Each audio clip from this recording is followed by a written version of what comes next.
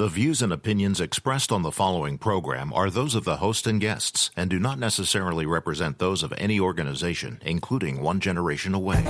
The freedom of a people to choose its leaders is the root of liberty. Keep alive this experiment in liberty. Liberty, in case you've forgotten, is the soul's right to breathe. Government should be very minimal in protecting liberty. Peace cannot be purchased at the cost of liberty. The sturdy ground of liberty. Liberty once lost is lost forever. Fight for their liberty and for our security. Guarantees individual liberty. This great republic, born alone in liberty. Liberty. Liberty. Liberty. Liberty. Liberty.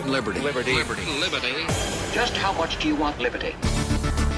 This is Liberty Nation with Tim Donner, a production of LibertyNation.com. cutting through the double talk, taking on the topics, going after what the politicians really mean, and making it all clear. For your freedom and your liberty. Liberty Nation with Tim Donner. To believe or not to believe? That is the question. Welcome back into Liberty Nation Radio, a production of LibertyNation.com and heard from coast to coast on the Radio America Network. Do you accept the results of the 2020 presidential election? If you do, you're in a very slim majority of Americans. And today we'll discuss how you don't need to be a rocket scientist to know this election just doesn't add up. But if Trump did lose fair and square, the campaign manager who was deep sixed during the campaign has now given us a pretty good idea why, and we'll hear from him. Plus, LibertyNation.com's outspoken political columnist Joe Schaeffer joins us to discuss how Trump supporters should react to a tainted election in their eyes and what should their agenda be in the weeks and months ahead. Plus, we'll examine the latest threats and promising developments regarding your individual liberty with LibertyNation.com legal affairs editor Scott Cosenza in Talkin' Liberty. Say what? Say what? Say what? One more time. We kick things off with our signature segment, Say What, where we roll out a virtual assembly line of wacky, astonishing, damnable, and ultimately revealing things uttered by politicians and the chattering class. Everyone seems headed on the midnight train to Georgia, where not one but two Senate races will be decided on January 5th with great drama, because Republicans need to win at least one to block Democrats from effectively controlling the Senate for the next 2 years, a 50-50 tie with Kamala Harris in place to break ties, which together with their hold on the House of Representatives and soon likely the White House, would give Democrats broad power to effect serious progressive reform. So both sides are pouring everything into the peach state, where Joe Biden finished barely ahead of Donald Trump on election night. One of the consequences is that at least 4 leftist organizations have tried to induce illegal voting down there, as outlined by Georgia Secretary of State Brad Raffensperger. We have opened an investigation into a group called America Votes, who is sending absentee ballot applications to people at addresses where they have not lived since 1994. Vote Forward, who attempted to register a dead Alabama voter, a woman, to vote here in Georgia. The New Georgia Project, who sent voter registration applications to New York City. And Operation New Voter Registration Georgia, who is telling college students in Georgia that they can change their residency to Georgia and then change it back after the election. Let me be very clear again. Voting in Georgia when you are not a resident of Georgia is a felony. Not that will necessarily stop leftists from doing whatever is required to win those 2 races. Meanwhile, President Trump's legal team is rounding the final bend in their efforts to overturn the reported results as they continue to file one lawsuit after another across 6 battleground states. But they've failed to persuade one judge after another that their claims are valid enough or would add or subtract enough votes to change any of the outcomes. As prominent constitutional attorney Jonathan Turley says, The courts are deciding that the cure for the problems is worse than the disease. The problem is that there's this disconnect between the evidence and the relief being sought. You know, they've shown irregularities. They've shown unlawful orders. They've even shown thousands of votes that were not counted. But they haven't amounted to the type of numbers that would change the outcome in a given state. But more importantly, these judges have balked at the idea of essentially negating millions of votes as a form of relief. In Pennsylvania, the court said, look, these voters do appear to have been denied their right to vote. I'd rather count their votes than to not count millions of others. So the clock ticks down, and President Trump will soon have to decide how to proceed, and no one, probably including him, is sure what he will do next, though he has now said he'll be visiting Georgia to weigh in on those pivotal Senate races. But, of course, none of this has stopped Trump's opponent from continuing to build his cabinet. And in an interview on NBC, Joe Biden affirmed that we are headed back to the new old world order. America's back. We're at the head of the table once again. I've spoken with over 20 world leaders, and they all are literally really pleased and somewhat excited. America's going to reassert its role in the world and be a coalition builder.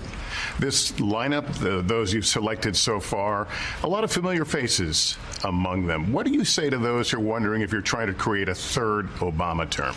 This is not a third Obama term because we face a totally different world than we faced in the Obama-Biden administration. President Trump has changed the landscape. It's become America first, which meant America alone. So Biden cuts a decent swath trying to look presidential, despite a walking boot for a broken foot he got while playing with his dog. But that was, unfortunately, not the only embarrassing moment for the gaffe-prone former vice president this week. He put that booted foot directly in his mouth with this beauty about one of the most famous books in the Bible. If we do, and I'm sure we can proclaim the palmist, with the palmist who wrote these following words: "The Lord is my strength and my shield." Palms, not Psalms, or maybe that's like a Delaware dialect or something. On the home front, Biden turned heads, to say the least, by naming political consultant and progressive activist Neera Tanden as director of the Office of Management and Budget, of all things. And she immediately used the story of her family growing up to make clear that a big, powerful government is her passion. We relied on food stamps to eat. We relied on Section 8 housing vouchers to pay the rent. We relied on the social safety net to get back on our feet. I'm here today thanks to my mother's grit, but also thanks to a country that had faith in us, that invested in her humanity and in our dreams. I'm here today because of social programs. So we're going to get an undiluted progressive operative managing the national budget if she ever gets confirmed, which may never happen. And GOP Senator Tom Cotton of Arkansas says the naming of Tanden lays to rest any notion of Joe Biden actually trying to bring the country together. Neera Tanden's nomination, like so many of the nominations that Joe Biden's already made, show that he is not committed to unifying the country. He's not committed to governing from the center, as he said so much. I mean, look, his DHS nominee, Alejandro Mayorkas, is an open borders advocate who was intervening on behalf of rich Democrats to sell citizenship to America. Now, Neera Tanden has said Congress should not pass another coronavirus relief package unless we're willing to give checks to illegal immigrants. If she were the head of the Office of Management and Budget, she'd probably cook up some nonsense numbers to suggest that an amnesty or sanctuary cities would somehow reduce the federal deficit. She is so far to the left that it gives the lie to Joe Biden's promises during the campaign trail to be governing from the center. Not that we actually expected Biden to be a so-called moderate, because frankly, moderate Democrats are all but extinct. Stay there, because when we return from a brief break, we'll discuss how you don't need to be a rocket scientist to know this election just doesn't add up. But if Trump did lose fair and square, the campaign manager who was deep six during the campaign has now given us a pretty good idea why. Liberty Nation with Tim Donner. Stay ahead of the curve with LibertyNation.com. With one click, you get tomorrow's news today with LNTV's Hot Topics and Analysis, Liberty Nation Radio, The Uprising and Rabbit Hole podcasts, and dozens of insightful original articles. And now, you can keep your kids ahead of the curve with LNGenZ.com. LN Gen Z brings a free-thinking education right into your home for students of every grade level with articles, videos, worksheets, and ready-to-go curriculum. While the media establishment giants are sleeping, you can stay ahead of the curve with LibertyNation.com and get tomorrow's news today. LibertyNation.com.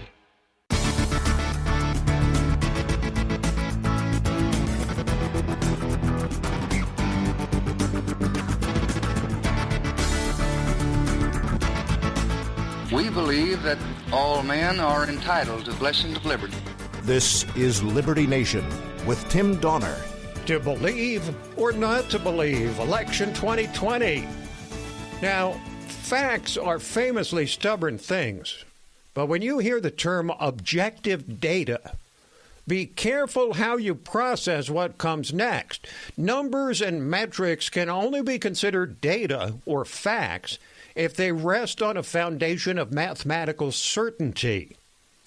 While we've seen and heard the stories of expelled election observers, hundreds of affidavits alleging ballot fraud, and grounded theories of voting system manipulation, the most plausible case to be made and widely accepted for its objectivity about the dubious outcome of the 2020 presidential election is based on objective, verifiable, publicly available data.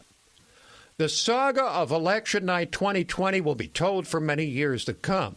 And atop the list of tales will be the tidal wave of black votes which hit in the middle of the night after voting had stopped and then restarted free of observers. These votes came in just 4 cities, the largest in each of the 4 most bitterly contested swing states: Detroit, Philadelphia, Milwaukee, and Atlanta. Biden's black vote spiked only in those locations, the ones necessary to secure victory, and nowhere else. They numbered in the hundreds of thousands, with more than 90% going to Biden. Now, moving from the realm of the implausible to the impossible, the most prime exhibits may be in Michigan, where no less than 8 cities showed the entirely impossible turnout of 100% or more, far more, in Democrat-dominated districts. In North Muskegon, Michigan, over 700% of registered voters cast ballots. In Zeeland Charter Township, Michigan, it was over 400%. Just as hard to process is the matter of turnout. In Wisconsin, turnout was a jaw-dropping 90%, over 90%. In Milwaukee, it was 84% compared to a city with very similar demographics, Cleveland, where 51% turned out. Biden's margin of victory in Montgomery County, a critical suburban area surrounding Philadelphia, is incredibly reported as double that of Barack Obama in 2008. At the height of his rock star status that year, Obama received 69 million votes across the land. He got 65 million in 2012, as did Hillary Clinton in 2016. But this year we're told that Joe Biden, for whom there was zero enthusiasm anywhere, received over 80 million votes. Donald Trump, for whom there was massive enthusiasm, received 11 million more votes than in 2016, increased his support among black voters by almost 50%, and bumped his share of the Hispanic vote up to 35%. Republicans down ballot won virtually every competitive race in the House, most in the Senate, and held every state house and won control of 3 more state houses. And yet Trump still apparently came up short. These are but the most glaring of the myriad statistical evidence of an outcome that should, by all reliable measures, have produced a different outcome at the top of the ticket. Debates over the legitimacy of the ultimate result will carry on for years to come, but only one thing is clear. The objective data that I just described to you will never change. Nor will the official result of this election, barring a sudden change of fortune for the Trump legal team. And with the election now almost 4 weeks into the rearview mirror, we're starting to experience the fallout, the coulda, woulda, shoulda. And you may recall the Trump campaign fired campaign manager Brad Parscale at the height of the pandemic and the urban violence in July, even though Parscale was, by all accounts, a major factor in leading Trump to victory in 2016. And Parscale broke his silence on Fox News this week, saying he had a clear idea of what to do. My plan tried to make this a choice election, not a referendum. And I think that was one of the biggest disputes within the campaign. I tested 140-plus policies against Joe Biden versus Donald Trump. Trump bested him in 139 of them with American people. They knew the president's policies are what they wanted. The issue was how to keep this as a choice election. Joe Biden's America and going back, that he somehow could do this better, which I don't think he can, or Donald Trump, who'd made America better and his policies, and make sure it didn't end up a referendum on him. But a referendum is apparently what it became, much to the chagrin of the man who, along with Trump's son-in-law Jared Kushner, was the chief engineer of Trump's shock election 4 years ago. The people running the day-to-day operation were Jared and I. And I think that it didn't make sense why you would pull that team away if you're getting close in 2020. But we understood where the weaknesses were. We need to pick up the votes. We understood what election day operations need to look like because of the legal fight. We planned that fight out 2 years in advance. I understood that this was going to happen. My team understood it was going to happen. We had a plan to increase the Latino and black vote, which we did. We had a plan to try to keep the suburban housewives. We had a lot of plans, and we knew exactly what the path was to victory. COVID threw a wrench in it, but we still had a plan even through that.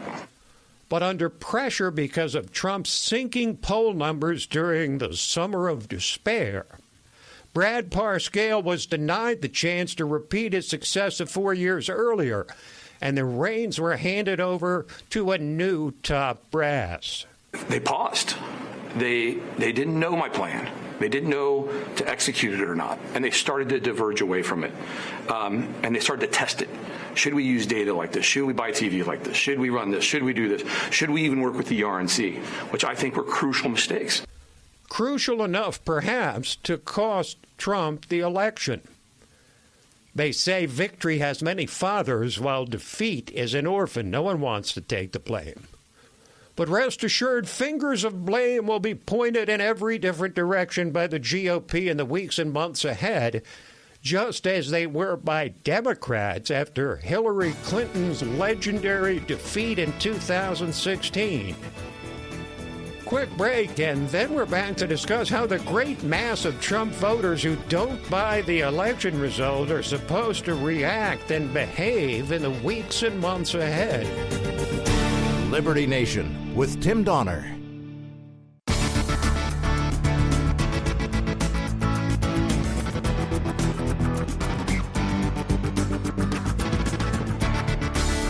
Far more important than my political future and far more important than yours, the well-being of our country. This is Liberty Nation with Tim Donner With reliable polls revealing that upwards of 80% of Trump voters believe the presidential election was rigged, and the campaign rounding the final bend in a long court battle unless they score a string of victories before the Electoral College meets on December 14th, how are the people who voted for Trump and consider themselves patriots supposed to react and behave going forward? While the country locked down and boarded up to prepare for a Trump victory, which would certainly have reignited widespread urban violence of the kind we were forced to witness for months over the summer, there have been no reports of violence from Trump loyalists. But can they be expected to just sit still and accept the outcome?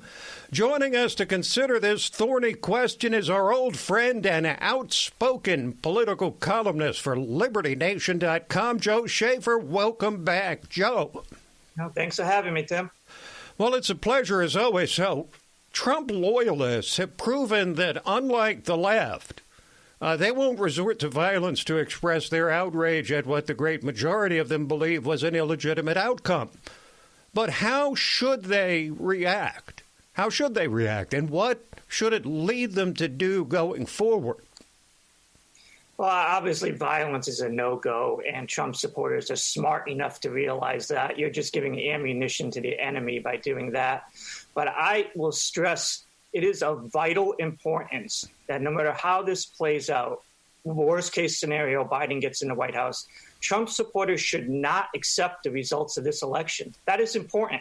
This would be an illegitimate election. There are too many questions. There are too many red flags that are being buried as quick as they can be buried.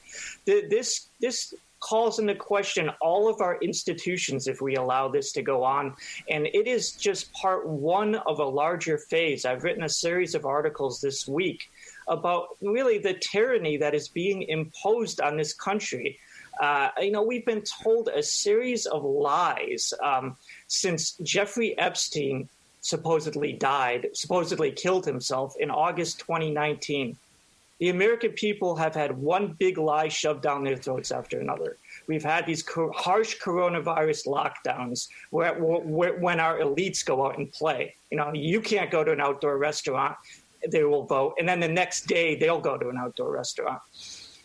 Forced to wear masks, vaccines coming. They're already talking about employers can fire you if you don't get the vaccine. You can't get on an airplane if you don't get the vaccine. So the election is tied into this. Americans cannot accept a fraudulent election. So there needs to be opposition. There needs to be no passive acceptance. It needs to be organized. It can't be chaotic. It can't be obviously looting in the streets, which isn't going to happen. But there has to be a pushback to this. It cannot be accepted. What do you see as the most important priorities for fixing the things that made this election so widely disputed that even 30% of Democrats don't believe the outcome? There's one thing that should be the main focus, and that is mail-in balloting. That opened up the whole can of worms. The voting machines are an issue, but right now, those were the voting machines used. I don't think you're going to prove anything in the next month or so about the voting machines manipulating the vote. You can prove the mail-in balloting vote fraud. It is so easy. We talked about this right after the election. I want to see those votes, those ballot dumps that came in at 5 o'clock in the morning in those key battleground states. Identify those votes. I want to know who they are. They should be able to do this. Start matching signatures. Look to see if these are real people, real authentic votes. Were they harvested the way Democrats do it? And that can be done, and they can prove that right now. So to me, but going forward, we have got to get rid of mail-in balloting. It opens up the fraud so easily. Let's go back to day-in voting, sensible early voting, maybe a week, 10 days at the most. None of this 4 weeks before the election stuff. And let's have and you're a citizen. There are obligations to you. Get out and go ahead to the polling place and cast your ballot. Well, the attention of most of the political sphere, shall we say, these days, is on Georgia, where 2 Senate races will decide control of the upper chamber of the U.S. Congress. Do you have confidence that the 2 Georgia Senate races will be free and fair? I have no confidence in the Republicans whatsoever. Once again, they're bashing it in their typical loser party way. They apparently can't wait to get back to losing to the Democrats like they did before Donald Trump came along in 2016.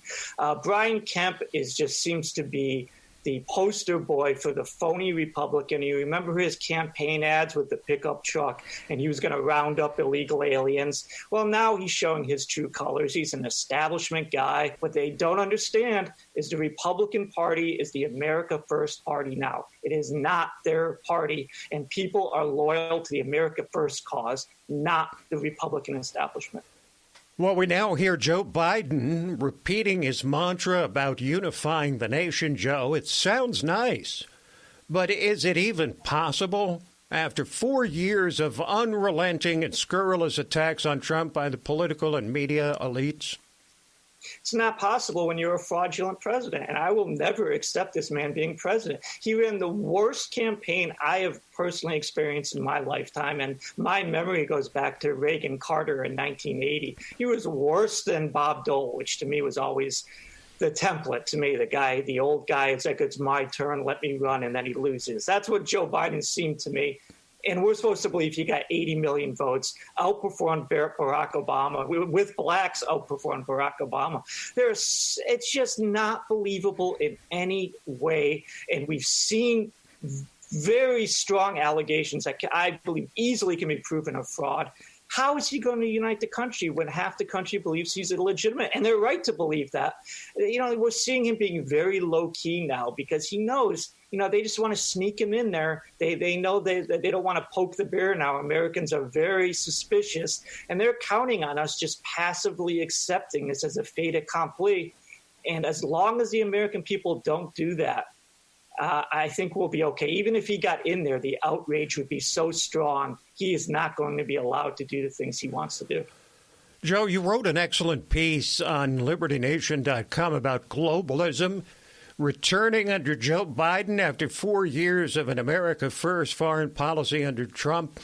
What do you see as the most immediate effects of going back to the same system we had for decades?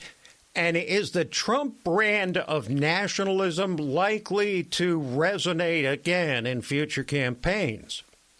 Well, my big concern, and I think this is answering your question, it's the most important part to me, is the vast demoralization you're going to see across this country. You're going to see people realizing we don't have power to elect our own president. We don't have control over our government. They have control over our government. And 2016 was such a ray of hope. I would think it would even be a ray of hope if you were a Bernie Sanders supporter or a progressive outsider. A person outside their system came in and overthrew their little apple cart, their little cartel. And they responded in the only way they could respond. They had no popular support, so they had to pull off this swindle. It was a very elaborate and well-thought-out swindle. You have to have your coronavirus lockdowns, which got your mail-in balloting, which got your fraud, which got this phony president. So Americans are going to be demoralized, and how will they respond? Passive acceptance literally will lead us to tyranny. We'll be so submissive to tyranny if we passively accept this.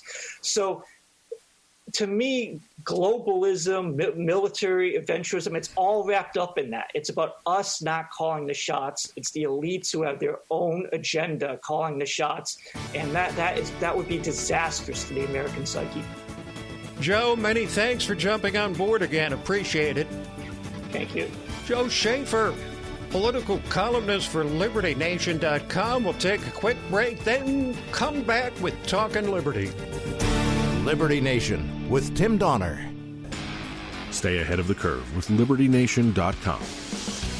With one click, you get tomorrow's news today with LNTV's Hot Topics and Analysis, Liberty Nation Radio, The Uprising and Rabbit Hole podcasts, and dozens of insightful original articles. And now, you can keep your kids ahead of the curve with LNGenZ.com. LN Gen Z brings a free-thinking education right into your home for students of every grade level with articles, videos, worksheets, and ready-to-go curriculum. While the media establishment giants are sleeping, you can stay ahead of the curve with LibertyNation.com You get tomorrow's news today.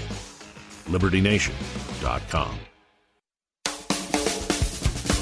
And now it is time, some would say beyond time, to talk liberty.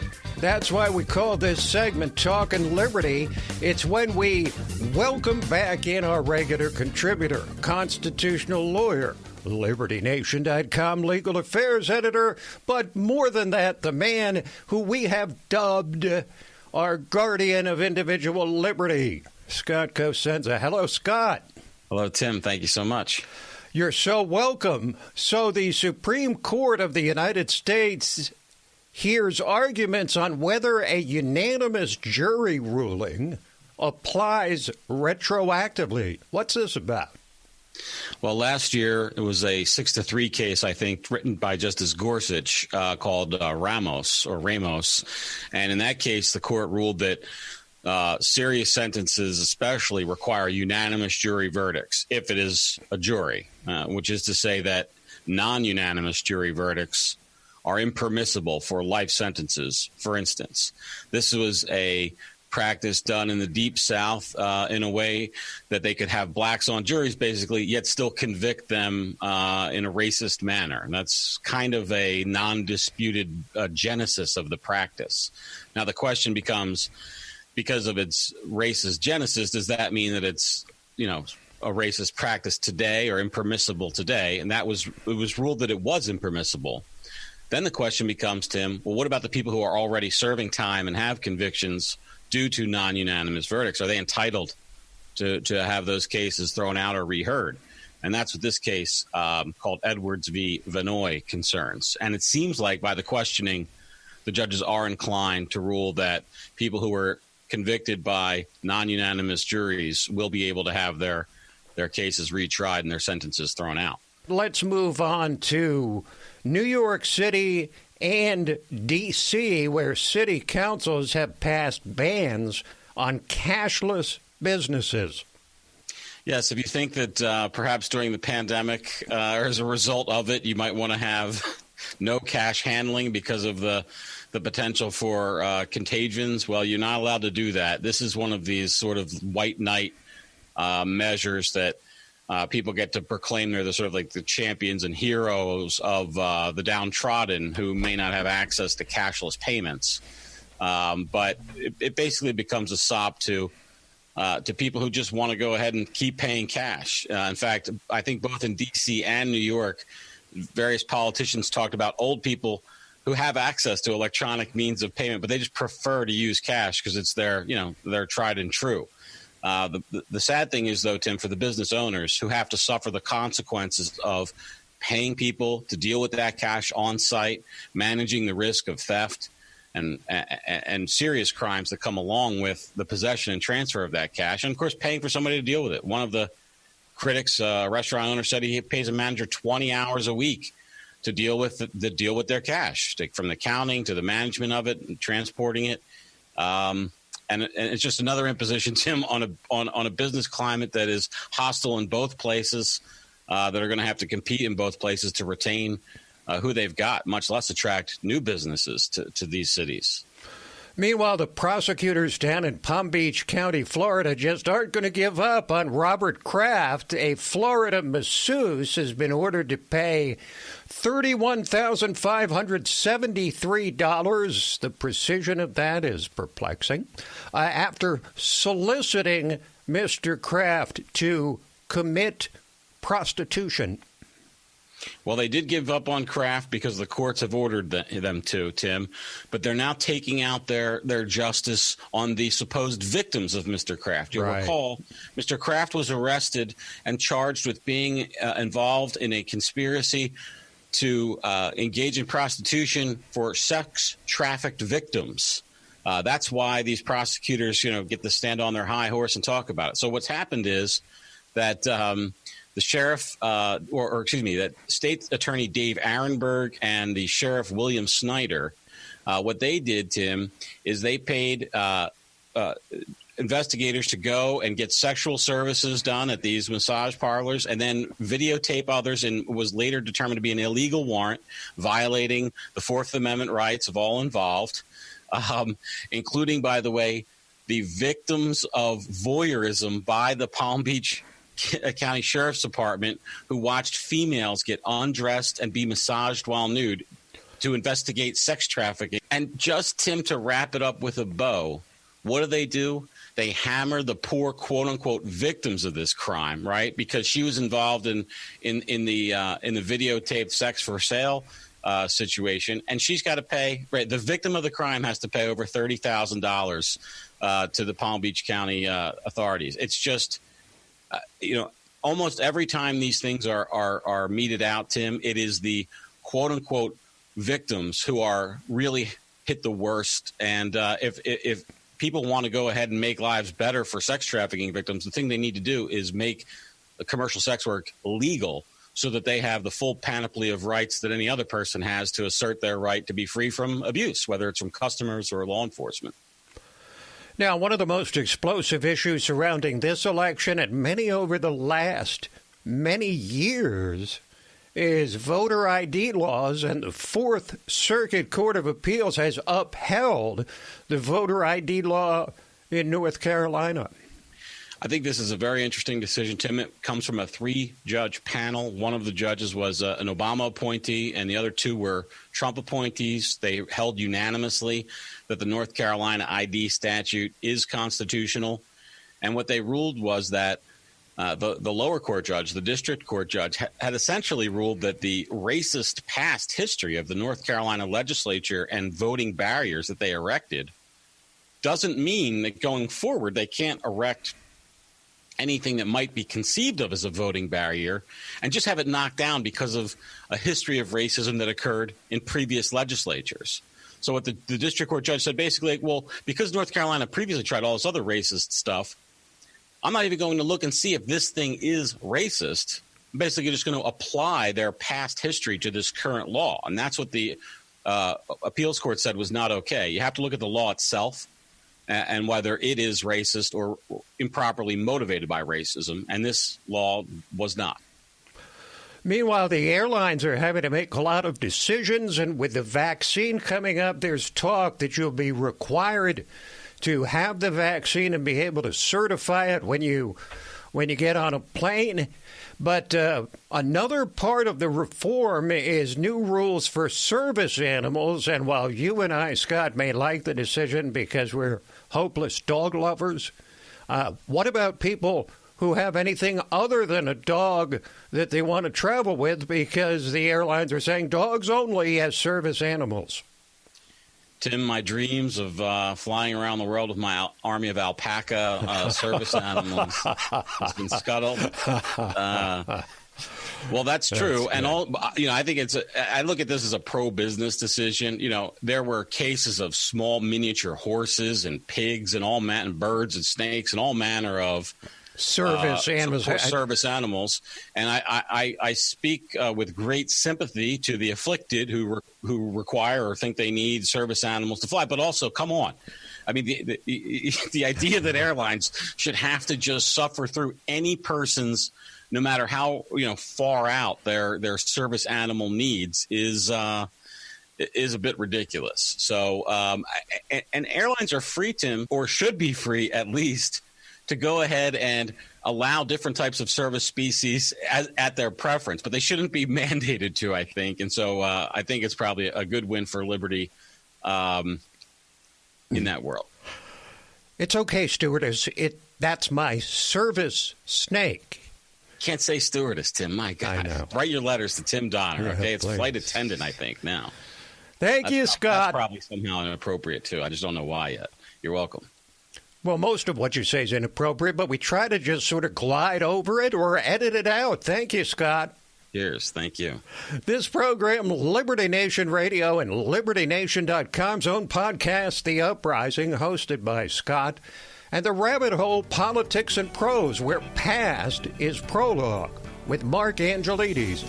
All available on demand at LibertyNation.com and from fine podcast providers everywhere.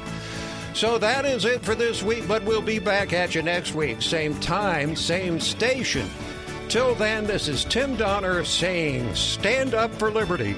And we'll see you next time on Liberty Nation Radio.